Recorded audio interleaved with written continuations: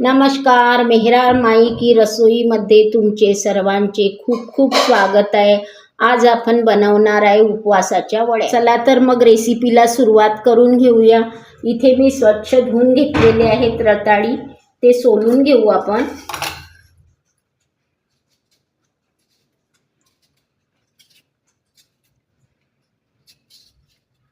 इथे आपली रताळी सोलून झालेले आहे। आता आपण ते कुकरला शिजवायला ठेवू। इथे मी कुकरमध्ये पाणी टाकलेलं आहे, रताळं शिजवून घेऊ। कुकरला 2 शिट्या काढून घेऊ आपण, 2 शिटीवर शिजवून जातात।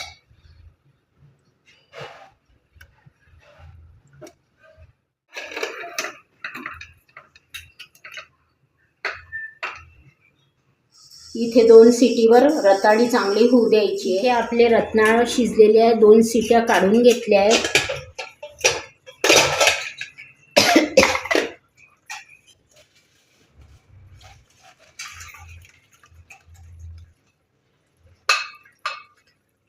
किलो रताळं आहे, ते थंड होऊ देऊ। इथे रताळं आपले थंड झालेले आहे, तिथे स्मॅशरने स्मॅश करून घेऊ आणि वड्या पाडू। ह्या वड्या सीजन नसताना जेव्हा आपल्याला रताळीचे पदार्थ करायचे असतात त्याच्यात उपयोगी येतात।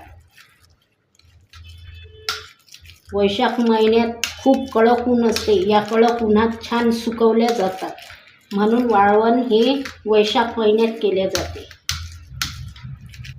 इथे आपले रताळं छान स्मॅश करून झालेले आहे, थंड झाले। गोळा बनवून घेऊ।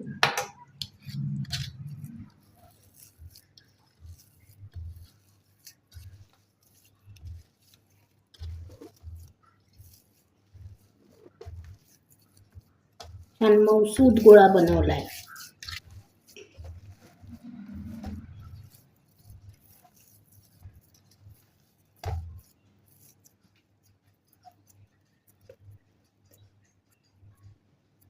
ताटाला थोडंसं तेल किंवा तुपाचा हात लावून घ्या, जेणेकरून सुकल्यावर आपल्या वड्या इझिली निघू शकतील।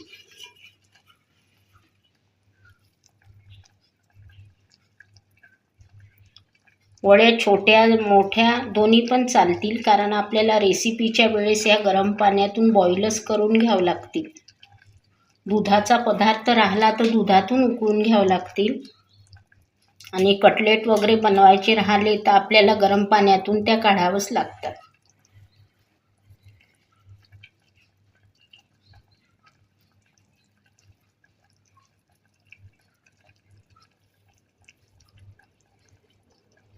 वड्या पण आपण 4 तास उन्हात ठेवलेल्या होत्या, पाहू शकता तुम्ही किती वाळून एकदम लहान झालेल्या आहेत त्या।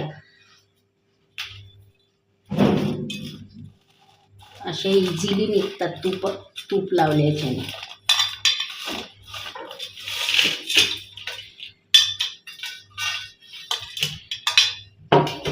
इथे आपली रताळाची वडी तयार झालेली आहे।